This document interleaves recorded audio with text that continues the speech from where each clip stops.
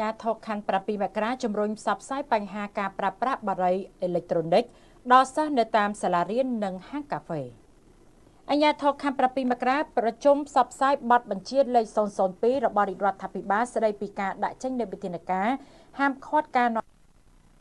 លក់ការផ្សព្វផ្សាយពាណិជ្ជកម្មការប្រើប្រាស់ការកាន់កាប់ផលិតផលនិងការស្តុកឧបករណ៍អេឡិចត្រូនិកនិងសារធាតុគីមីសម្រាប់ជក់និងទីផ្សារជាស្ដែងនៅព្រឹកថ្ងៃទី19ខែវិច្ឆិកាឆ្នាំ2025លោកថេងសុថុលអភិបាលនៃគណៈភិបាលខណ្ឌ7មករាបានដឹកនាំមន្ត្រីក្រមអាវ៉ាត់ពាក់ព័ន្ធប្រជុំផ្សព្វផ្សាយដាក់ចេញវិធានការនៅបញ្ហាគឺបញ្ជារបស់រាជរដ្ឋាភិបាលបានគឺទៅដល់សិស្សានុសិស្សនៅគ្រឹះស្ថានសិក្សាសាធារណៈគ្រឹះស្ថានសិក្សាឯកជនគ្រឹះស្ថានបណ្ដុះបណ្ដាលគ្រូបង្រៀនមជ្ឈមណ្ឌលសិក្សាសហគមន៍កន្លែងហាត់ប្រាណកន្លែងលេងកីឡានិងតាមហាងកាហ្វេជាដើមលោកថេងសុថុលអភិបាលខណ្ឌ7មករាបានលើកឡើងផងដែរនៅក្នុងអង្គប្រជុំដោយជំរុញដល់មន្ត្រី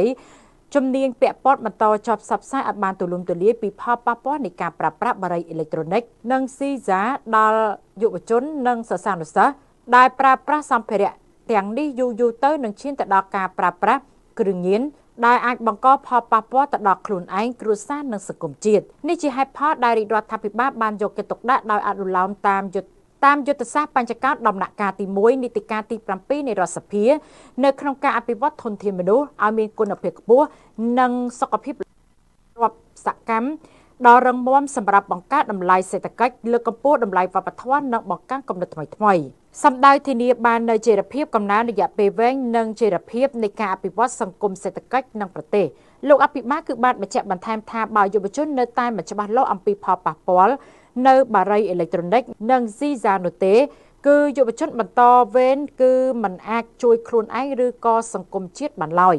គូបញ្ជាក់ថាការប្រើប្រាស់បារីអេឡិចត្រូនិកនៅក្នុងចំណោមកុមារនិងមនុស្សវ័យជំទង់គឺមានផលប៉ះពាល់យ៉ាងធ្ងន់ធ្ងរ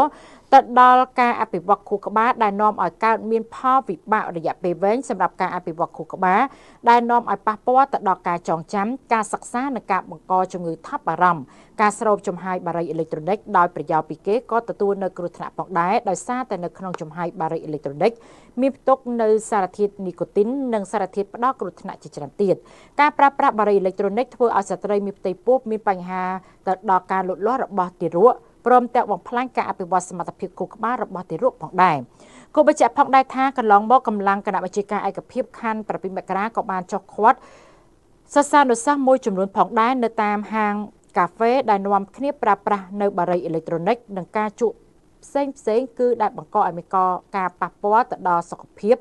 និងកិច្ចពីសាលារៀនផងដែរ